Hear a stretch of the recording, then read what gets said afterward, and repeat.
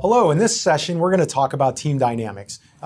Today we have with us Roger Kastner. Roger's been a practitioner for over 20 years. He's coached teams, he's worked in organizational development, he's been a project management practitioner, and he's currently a consultant working with companies on how to basically establish healthy cultures within their organizations as well as their teams. So welcome today, Roger. Thank you.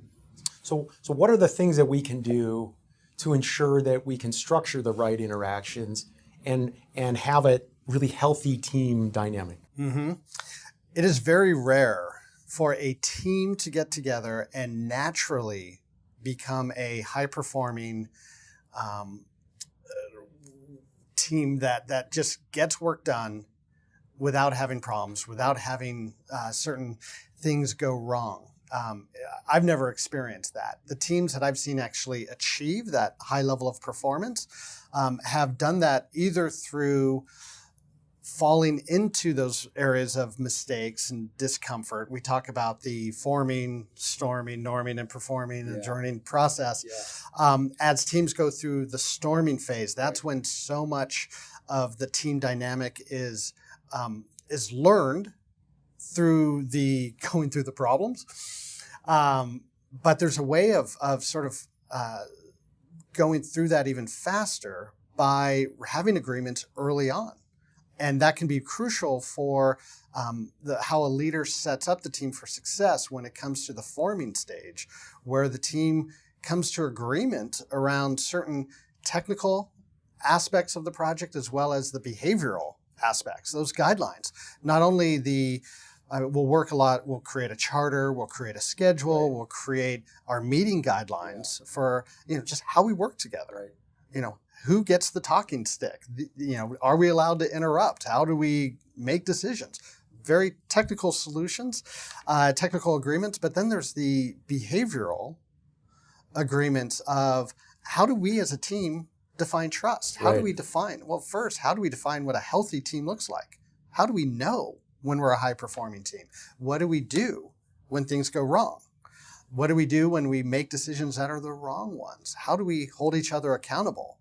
And that can be accelerated when we come to agreements early on in the forming stage, because then when we get into the storming phase and things don't go as planned, and we know what to do when things go wrong, we have a problem-solving process and we have a personal accountability sort of commitment, and then a process for if I make a mistake, I know what's expected of me and how I raise my hand and say, hey, I made a mistake. Here's what I'm doing to fix it. If we don't have those agreements early on, it goes one of two ways. Either we develop those agreements when things are going wrong and we get back to good, or we don't. And then we sort of languish in that storming, and sometimes we get into the norming phase. But we've been on those projects that are good and healthy, and we've been on those that aren't.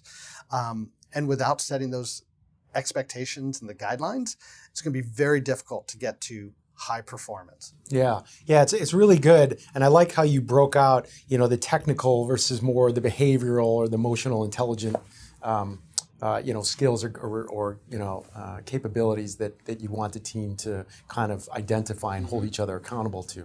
It's one thing to say we'll have a code review, we'll do meetings at a particular working time, but it's a completely different thing to say this is what we value in terms of respect.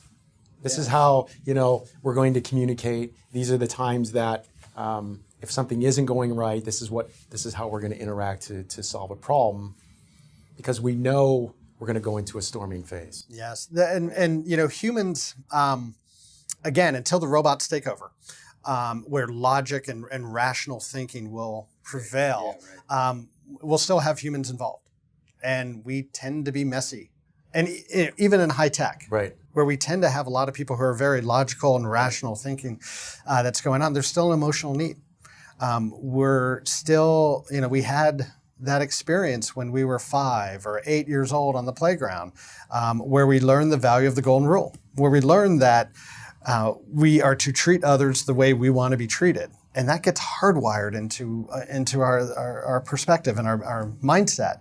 And we get into the office, and then all of a sudden decisions are made when we didn't get a say, when we don't have the ability to have all of our decisions be accepted. When sometimes we're working on something, it's taken away from us because someone else can do it faster, better, cheaper. There's this idea that fairness is kind of no longer valued Right. in the workplace, and it's just the opposite. Everyone is looking for fairness and whether or not decisions are made in a fair way, whether or not they have the right to have a say in how they do their work. And so fairness is a key piece of that sort of emotional side that gets triggered when fairness isn't there. If you don't trust me to get my work done, Right. you can see how you're probably going to have additional oversight. You're going to check the work that I deliver. right. Things are going to go slower. Right. Now I'm going to see that happen. Right. And I'm going to be like, wait a minute, why is he Right. checking out my work? Yeah, yeah, exactly. Why do we have this? That's going to create conflict. It's going to slow our performance. And if we don't talk about it, that's going to languish. That's Right. going to continue on in the project. Yeah.